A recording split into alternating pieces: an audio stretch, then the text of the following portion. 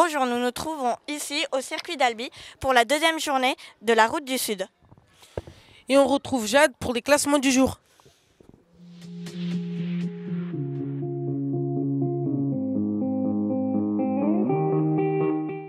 Et on se retrouve pour le classement. Ce matin, c'est notre parrain Brian Cocard qui a encore excellé, suivi du Tarnais Pouillès. Et cet après-midi, Nairo Quintana nous a surpris en arrivant premier au contre-la-montre, suivi de Chavanel. Et oui, grosse surprise, mais bon, ma foi. Au classement général, Nairo Quintana arrive premier.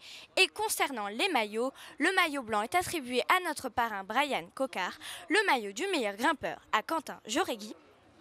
Et le maillot du premier au classement général, Quintana, comme je vous l'ai dit précédemment. En attendant, moi, je sais pas où est-ce que vous êtes, je fais mon taf, donc allez, c'est parti. Je sais plus ce qu'il fait. Oh, j'ai oublié le maillot vert. C'est bien sûr Cocard. Hein. Prêt pour l'image du jour? Top chrono.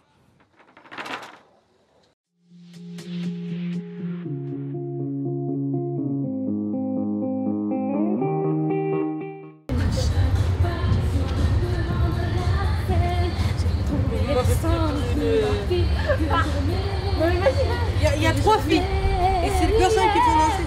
Bon, nous sommes dans un cas régie d'Euromédia. Monsieur, s'il vous plaît, lancez-nous l'interview du jour.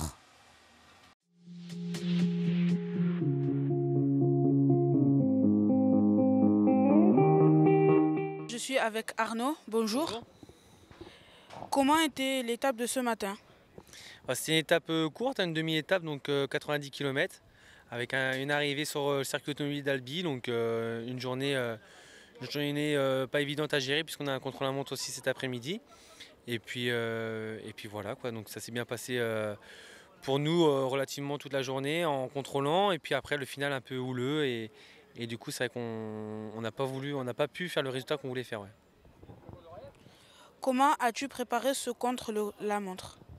Le contre-la-montre, c'est vrai que moi je suis pas spécialiste, donc voilà, je roule si ce n'est une fois tous les 15 jours sur mon vélo de contre-la-montre.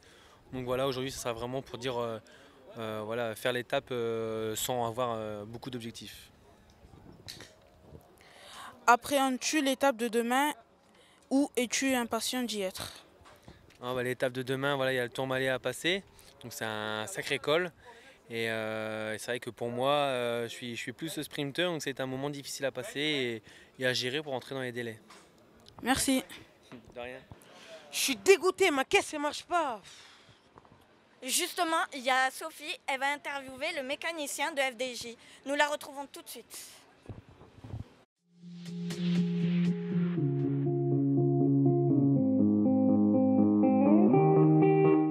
Bonjour. Bonjour.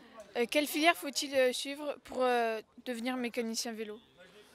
Surtout la passion du vélo avant tout, aimer voyager, parce qu'aucune filière, aucune filière particulière, la passion.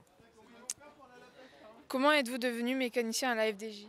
En faillotant avec Marcel Gaillan. Non, il faut déconner, je raconte des conneries. Je raconte des conneries. Comment je suis devenu? La passion et puis connaissance de personnes bien placées qui m'ont permis de rentrer à la Française des Jeux. Quelle est votre journée type? Journée type. Réveil 3 heures avant le départ du camion de l'hôtel. Petit déjeuner. Après on fait la préparation des vélos, gonflage. On charge les vélos sur la voiture. Après on est plusieurs mécanos, donc un qui prend le camion qui va à l'hôtel suivant et l'autre mécano qui suit la course derrière les coureurs. Et Et après, bien sûr, c'est pas fini la journée parce que là, on a fait que la moitié de la journée.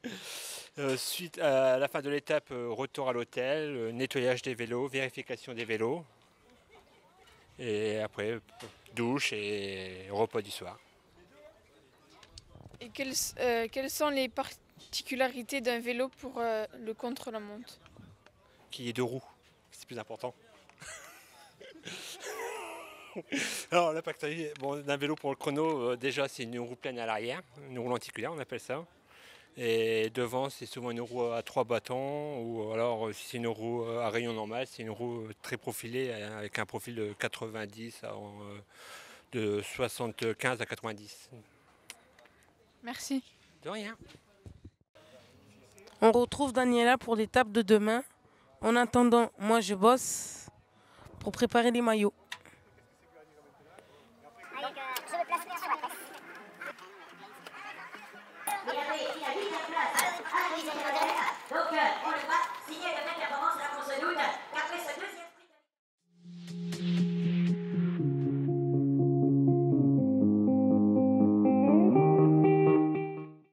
Pouvez-vous nous présenter l'étape de demain?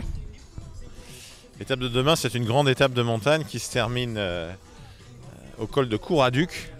Je crois que ce sera la première fois que la route du Sud ira là-bas. Il y aura surtout le col de Tourmalet, du Tourmalet à escalader, qui est l'un des cols les plus célèbres du Tour de France, franchi régulièrement aussi par la route du Sud. Et puis une arrivée au sommet, donc, à Couraduc, après une ascension difficile. Ce qui est pratique pour les spectateurs, c'est que quand on est en haut de cette ascension de ce col, on peut voir les coureurs pendant de nombreux kilomètres. Donc c'est un bon endroit, un endroit privilégié pour voir les champions. Et puis demain, c'est le jour des grimpeurs. Donc j'imagine que Nairo Quintana, le Colombien, qui a fait 2 fois deuxième du Tour de France, qui a gagné la Route du Sud en 2012, qui était deuxième l'année dernière, sera devant pour s'étalonner. Je crois que ce sera difficile d'être devant lui demain. Que représente le Tourmalet dans l'histoire du cyclisme? Le Tourmalet, c'est le col qui a été le plus souvent franchi par le Tour de France. C'est un col de légende du Tour de France. Il était franchi pour la première fois en 1910, donc c'est pas d'hier. C'est le col qui symbolise la naissance de la montagne sur le Tour de France. Le Tour de France a été inventé en 1903 et 7 ans après, pour la première fois, il y a eu de la montagne. Et c'était les Pyrénées et c'était le col du Tourmalet.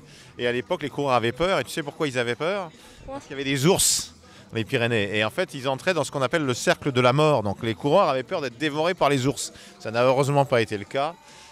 Maintenant, c'est plus tranquille, bien sûr, mais il n'en reste pas moins que c'est un col très très dur, donc à franchir, à gravir, et que c'est vraiment un monument du cyclisme. Qui sera votre favori? Eh bien, mon favori, je te l'ai dit tout à l'heure, c'est Nairo Quintana, le Colombien. Je vois mal demain qui pourrait lui subtiliser la victoire. Merci. Avec plaisir. Il faudra des vélos bien propres et bien graissés pour grimper demain dans les Pyrénées. Au revoir, à demain.